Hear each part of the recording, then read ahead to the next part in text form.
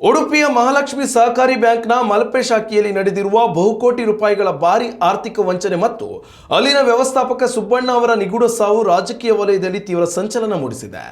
ಈ ಇಡೀ ಹಗರಣದ ಸತ್ಯಾಸತ್ಯತೆಯನ್ನು ಹೊರತರಲು ವಿಶೇಷ ತನಿಖಾ ತಂಡವನ್ನು ರಚಿಸಬೇಕು ಹಾಗೂ ಬ್ಯಾಂಕ್ನ ದೈನಂದಿನ ಚಟುವಟಿಕೆಗಳನ್ನು ನಿಯಂತ್ರಿಸಲು ತಕ್ಷಣವೇ ಆಡಳಿತಾಧಿಕಾರಿಯನ್ನು ನೇಮಿಸಬೇಕು ಎಂಬ ಬಲವಾದ ಒತ್ತಾಯವು ಪ್ರಸ್ತುತ ವಿಧಾನ ಪರಿಷತ್ನಲ್ಲಿ ಕೇಳಿಬಂದಿದೆ. ಮೂಲಗಳ ಪ್ರಕಾರ ಈ ಬ್ಯಾಂಕಿಂಗ್ ಸಂಸ್ಥೆಯಲ್ಲಿ 100ಕ್ಕೂ ಅಧಿಕ ಗ್ರಾಹಕರು ಸರಿಸುಮಾರು 150 ಕೋಟಿ ರೂಪಾಯಿಗಳಿಗೂ ಹೆಚ್ಚಿನ ಮೊತ್ತದ ಆರ್ಥಿಕ ವಂಚನೆಗೆ ಒಳಗಾಗಿದ್ದಾರೆ. ಈ ಹಿಂದೆ ಬ್ಯಾಂಕ್ನ ಮ್ಯಾನೇಜರ್ ಆಗಿದ್ದ ಸುಬ್ಬಣ್ಣ ಅವರು 2023ರಲ್ಲಿ ಅನುಮಾನಾಸ್ಪದವಾಗಿ ಆತ್ಮಹತ್ಯೆ ಮಾಡಿಕೊಂಡಿದ್ರು. ಆಗ ಪತ್ತೆಯಾಗಿದ್ದ ಮರಣ ಪತ್ರದ ಆಧಾರದ ಮೇಲೆ ಅಂದಿನ ಬ್ಯಾಂಕ್ ಅಧ್ಯಕ್ಷ ಹಾಗೂ ಹಾಲಿ ಉಡುಪಿ ವಿಧಾನಸಭಾ ಕ್ಷೇತ್ರದ ಬಿಜೆಪಿ ಶಾಸಕ ಯಶ್ಪಾಲ್ ಸುವರ್ಣ ಸೇರಿದಂತೆ 5 ಜನರ ವಿರುದ್ಧ ಪ್ರಕರಣ ದಾಖಲಾಗಿತ್ತು. ಆದರೆ ಇತ್ತೀಚೆಗೆ ಶಾಸಕ ಯಶ್ಪಾಲ್ ಸುವರ್ಣ ಅವರು ಕಾಂಗ್ರೆಸ್ ನಾಯಕರ ವಿರುದ್ಧ ನೀಡಿದ ವಿವಾದಾತ್ಮಕ ರಾಜಕೀಯ ಹೇಳಿಕೆಗಳು ಉಭಯ ಪಕ್ಷಗಳ ನಡುವೆ ತೀವ್ರವಾಗಿದ್ದಕ್ಕೆ ಕಾರಣವಾಗಿದ್ದವು.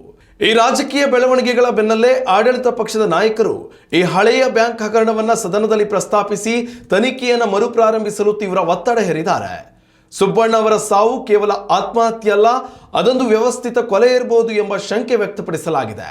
ಇದಕ್ಕೆ ಸಭಾನಾಯಕರಾದ ಯತೀಂದ್ರ ಅವರು ಸಕಾರಾತ್ಮಕವಾಗಿ ಸ್ಪಂದಿಸಿದ್ದು, ಸರ್ಕಾರದ ಪ್ರಮುಖರೊಂದಿಗೆ ಚರ್ಚಿಸಿ ಶೀಘ್ರದಲ್ಲೇ SIT ರಚನೆಗೆ ಕಠಿಣ ಕ್ರಮ ಕೈಗೊಳ್ಳಲಾಗುವುದು ಎಂದು ಭರವಸೆ ನೀಡಿದ್ದಾರೆ. ಈ ಹೊಸ ಬೆಳವಣಿಗೆಯಿಂದಾಗಿ ಕರಾವಳಿ ರಾಜಕಾರಣದಲ್ಲಿ ಮತ್ತೊಮ್ಮೆ ತಲ್ಲಣ ಸೃಷ್ಟಿಯಾಗಿದೆ. ಉತ್ತಮ ಸಂಸ್ಕಾರಯುತ ಶಿಕ್ಷಣದೊಂದಿಗೆ VSS English medium CBSE school Udupi Muddur. ನರ್ಸರಿಯಿಂದ 10ನೇ ತರಗತಿವರೆಗೆ ಶಿಕ್ಷಣದ ಜೊತೆಗೆ 5ರಿಂದ 10ನೇ ತರಗತಿವರೆಗಿನ ವಿದ್ಯಾರ್ಥಿನಿಯರಿಗೆ ಉತ್ತಮ ಹಾಸ್ಟೆಲ್ ಸೌಲಭ್ಯವೂ ಇದೆ. ನಿಮ್ಮ ಮಕ್ಕಳ ಪ್ರವೇಶಾತಿಗಾಗಿ ಈ ಸಂಖ್ಯೆಗೆ ಕರೆ ಮಾಡಿ.